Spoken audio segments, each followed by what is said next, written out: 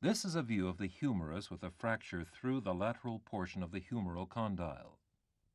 The lateral portion of the humeral condyle has been placed in the vise, and a 3.5 millimeter glide hole is drilled from the outside in, starting at a point distal and cranial to the epicondyle. The drill should be oriented so that it will exit in the center of the condyle. An alternative method is to drill this hole from the inside out. When this is done, the glide hole is drilled from the center of the condyle, exiting the bone just distal and cranial to the lateral epicondyle. The fracture is reduced and held in place with the large pointed reduction forceps. The 2.5 millimeter end of the double drill sleeve is inserted in the glide hole, and the thread hole is drilled with the 2.5 millimeter drill bit.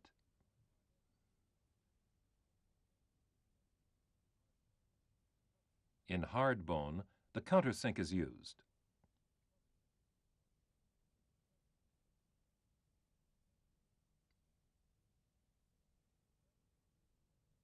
The correct screw length is determined with the depth gauge.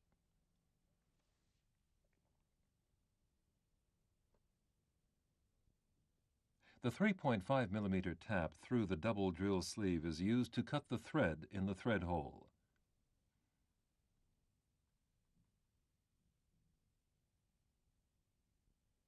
The appropriate 3.5 millimeter Cortex screw is inserted, achieving compression along the fracture line.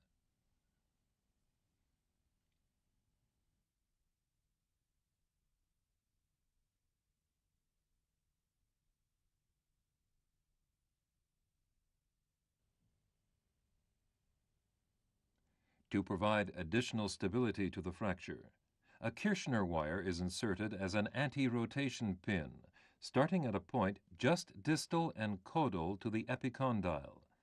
The pin should be driven from the lateral fragment through the medial cortex. The wire is bent with the bending iron and cut off.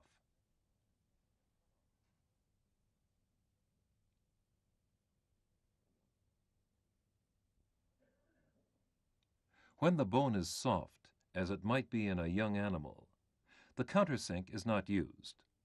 In this case, a washer is used with the screw to keep the screw head from pulling through the bone as the screw is tightened.